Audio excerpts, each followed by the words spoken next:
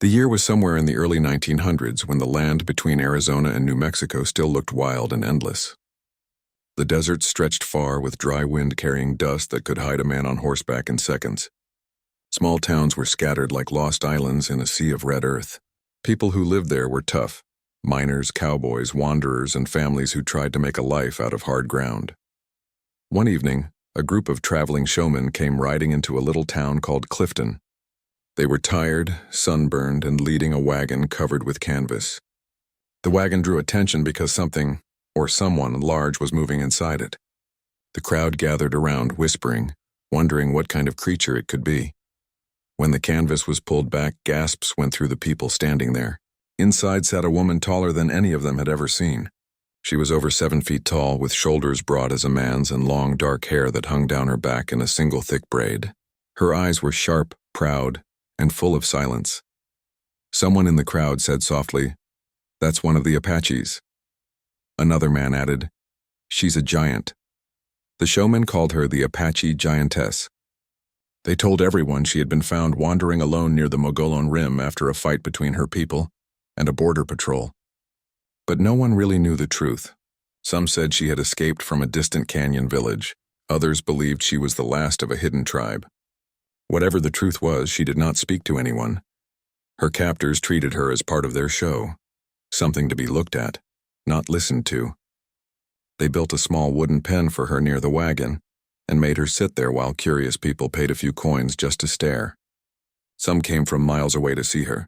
She sat there quietly, her face calm but her eyes alive with thought.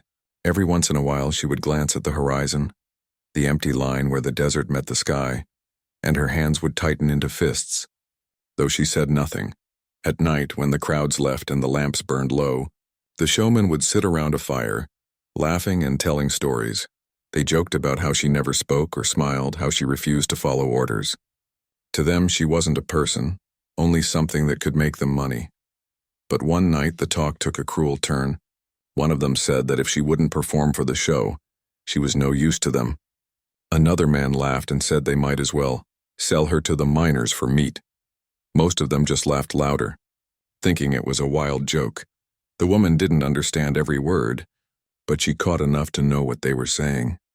Her face did not move, but her eyes glowed in the firelight, steady and strong. Inside, she prayed silently, not for rescue, but for a chance to walk free again. That same week, a cowboy named James McAllister rode into Clifton. People called him Red because of his sunburned hair and the red dust that always seemed to cling to his boots. He was a quiet man, not known for starting trouble. He worked cattle, fixed fences, and kept to himself. But there was something about him that people trusted, maybe the way he looked others straight in the eye when he spoke. Red came to town looking for supplies and a bit of rest. But when he reached the main square, he saw a crowd gathered around the wagon. Curious, he tied his horse and walked closer. What he saw made him stop in his tracks. There, sitting in the dusty pen, was the tall Apache woman. The evening light touched her face and made her look carved out of bronze. Her hands rested calmly on her knees, but her posture spoke of strength. Red had seen many faces on the frontier, some hard, some lost, but none like hers.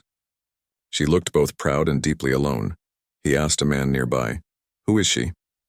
The man spat into the dust and said, "Some kind of giant. They say she's Apache, part of the traveling show. Folks pay to look at her." Red frowned. "She ain't no show," he said quietly. The man shrugged. "You got coins, you can see for yourself." Red paid a few coins and stepped closer. The showman guarding the pen gave him a grin. "Don't get too close," he warned. "She don't like strangers." But Red didn't see fear in her eyes and only weariness and pride. He tipped his hat and said softly, "Ma'am." The woman didn't answer, but her gaze flicked toward him, sharp and steady. Later that night, as Red sat outside the small saloon, he overheard the same group of showmen talking nearby. They had been drinking and their voices were loud. "She won't do tricks, won't talk," one said. "She just sits there like a rock. Maybe we'll scare her into working. Or trade her to some ranchers," another laughed. "I hear they're short on beef this season." They all roared with laughter. Red's jaw tightened. He wasn't a man who liked fights, but something in him stirred, a kind of anger that burned slow and steady. The next morning, he walked straight to the fairground where the wagon was parked. The showmen were half asleep cleaning their gear. Red went up to the man who seemed to be in charge, a tall fellow with a wide hat and a long mustache. Red said, "I want to buy her." The man stared. "Buy her? What for?" "To set her free," Red said. The man burst out laughing. "You serious? She ain't no pet, cowboy, and she sure ain't cheap." Red untied a small leather purse from his belt and dropped it on the table. The sound of coins hitting wood made the man stop laughing. It was a good amount, maybe enough for 2 horses or a month's food. "You got yourself a deal," the man said finally, still grinning. "She's yours. But don't say I didn't warn you. She don't follow orders." Red walked to the pen and pushed open the gate. The woman watched him carefully, unsure what he wanted. He pulled a knife from his belt, not to threaten but to cut the rough rope around her wrists. Then he took a step back. "You're free now," he said. She looked at him, not believing. No one had spoken those words to her before. He pointed to his horse. "Take him if you want. Go wherever you wish." For a long time she stood still. The crowd that had begun to gather whispered, wondering what would happen next. Finally she stepped forward, tall and calm, and reached for the horse's reins. The showman watched in silence as the cowboy and the giant woman walked away, side by side, toward the open desert. The evening sun threw long shadows behind them. They didn't speak much on the road. Red offered her water and half his food. She accepted with a nod. When they camped under the stars, she sat apart, staring into the darkness as if listening for voices from far away.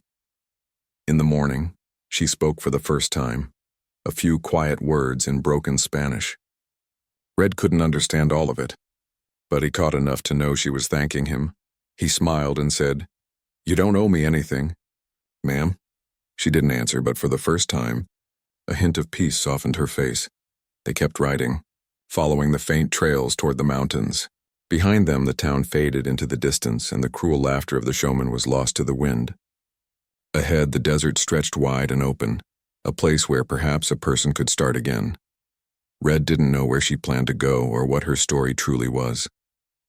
He only knew one thing for certain: no one should ever be treated as a prize or a show. As the sun sank behind the hills that evening, he looked over and saw her lift her head toward the sky. The red light touched her face, and for a moment, she looked not like a prisoner or an outcast, but like a figure carved from the spirit of the land itself. Strong, silent and free, and though he didn't know her name, Red McAllister decided right then that helping her had been worth every coin he owned. The desert morning was cool when Red McAllister and the tall Apache woman began their slow ride away from the town. The sky above them was a pale blue, and a thin wind moved across the sand. The horses' hooves made soft sounds on the dry earth. Neither of them spoke much, but there was a quiet understanding between them. Red rode beside her, trying not to stare. The woman sat straight in the saddle, her long braid resting over one shoulder. Even though her clothes were worn and dusty, she carried herself with pride. She seemed like someone who belonged to the land itself. For the first few miles, she said nothing. She only looked ahead, her eyes following the far line of the mountains. Red could tell she was thinking, remembering perhaps, or deciding what to do next. He didn't press her with questions. He knew some stories were too heavy to tell right away. By the time the sun climbed higher, they reached a small creek that still carried water from the mountain snow. Red stopped and said, "We'll rest here a while." She nodded silently and got down from the horse. Together they sat by the water's edge. She scooped up some water with her hands and drank slowly. Then she reached into a small leather pouch tied around her neck and took out a few turquoise beads. She rubbed them gently between her fingers as if they were a part of her heart. Red watched quietly. "Pretty stones," he said softly. She looked up and said in broken English, "Family. Mother give." Her voice was low and careful, as if she had not spoken for a long time. Red nodded. "They must be special." She looked at the beads again, then at the sky. "All gone," she whispered. Red didn't know what to say. He just nodded and said, "I'm sorry." They stayed by the creek for most of the afternoon. Red shared some dried bread and jerky from his saddlebag, and she shared a few wild roots she had found nearby. Even without speaking much, they began to trust each other, not through words but through small acts of kindness. When evening came, they built a small fire. The stars appeared one by one, bright and endless above the desert. Red leaned back, watching them. You ever been this far north? He asked. She shook her head. No, my people stay south. Mountains. She pointed toward the distant peaks, blue and hazy in the moonlight. They're safe, Red nodded. Then we'll head that way tomorrow. She looked at him for a long time, her eyes soft but questioning. Why help me? She asked finally. Red smiled a little. Because someone should have, she didn't answer. But her gaze lingered on him as if trying to understand the kind of man who would help a stranger with no reason except kindness. They rode for several more days, moving slowly through dry valleys and rocky trails. Sometimes they met travelers on the road, but Red always kept his hat low, and the woman stayed quiet. The few people who saw them thought she was just a tall ranch helper or a companion. No one asked questions. Along the way, Red told small stories from his life. About the ranch where he worked, about a horse he once lost to a flash flood, about the time he spent a winter alone in the hills. His stories were plain but full of heart. She listened closely, sometimes smiling faintly at his simple humor. When he laughed, she would tilt her head slightly, almost curious at the sound. It had been a long time since she had heard laughter that wasn't cruel. As the days passed, she began to speak more, not full sentences, but short phrases, bits of Apache words mixed with English. Red tried to learn some of them. She laughed softly once when he mispronounced a word, and that small laugh made him grin like a child. One evening, they camped near a line of low hills covered with mesquite. The sky burned orange with sunset and the desert glowed like fire. Red was fixing the campfire when she came over and handed him one of her turquoise beads. He looked surprised. You sure? She nodded. For you. Good man. Red held the bead in his hand, feeling its smooth surface. Thank you, he said quietly. I'll keep it safe. That night they didn't talk much. The wind hummed softly through the dry grass. Red lay awake, listening to the sound of the fire crackling.